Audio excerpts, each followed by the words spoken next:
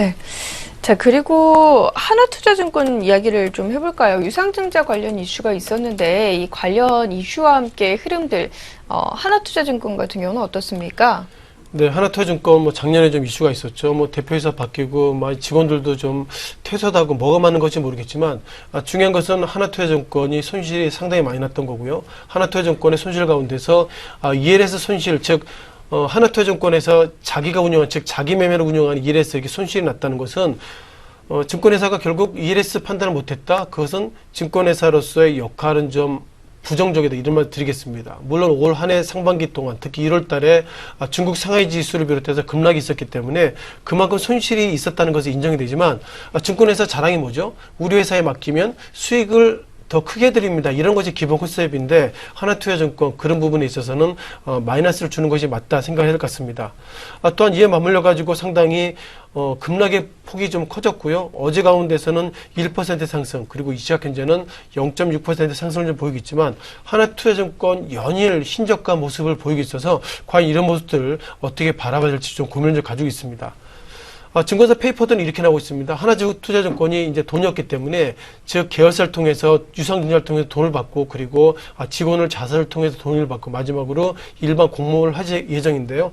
자, 그렇다면 이 기본적인 플레이어들은 이 시각대 당연히 공모에도 합니다. 즉 유상증자가 좋을 때 유상증자하는 것이 아니라 돈이 힘들고 어려울 때 유상증자하기 때문에 유상증자하면 주가는 하락한다, 이런 어떤 전제적인 등식 속에서, 이렇다면 당연히 지금 공매도를 소위 공매도를 쳐놓고 하나투자증권 유상증자를 받아서 그만큼 그 소위 그 세트를, 즉 결제를 한다면 기본적으로 위험이 없는 상당히 그 거래가 되기 때문에 그런 부분들 공매도가 이어지고 있는데요.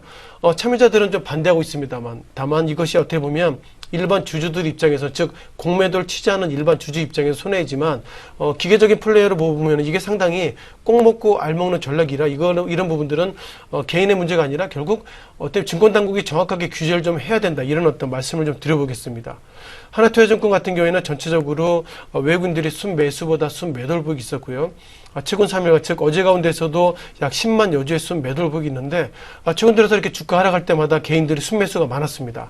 4개월 전에는 개인이 약 19만 주 순매수가 있었고요. 그리고 3거래일에는 5만 4천 주, 그리고 어제는 16만 8천 주가 순매수가 있었는데, 지금 화면에 보시는 것처럼 최근 들어 이렇게 주가 하락들을 과연 이번에 유상증자를 통해서 회복될지 모르겠지만, 중요한 것은 공매도가 이렇게 많다면 회복되기는 어렵다, 이런 말씀 드리겠습니다. 또한 삼성중공업 비롯해서 몇몇 종목들이 유상증자한다고 그럴 때 기관들이 이렇게 공매도 쳤던 종목들이기 때문에 개인 같은 경우에는 과연 최근 들어서 50일이 신저가 종목이 있다면 과연 그 기관이나 이런 공매도 물량이 얼마나 있는지, 그런 것을 보면서 매매를 하시면 좋겠고요. 거듭 말씀드리겠지만 공매도에 있는 종목들 개인들은 소위 해지할 수 없기 때문에 공매도 큰 종목들은 개인을 사시면 안 됩니다. 이렇게 하나투자증권을 정리해 드리겠습니다.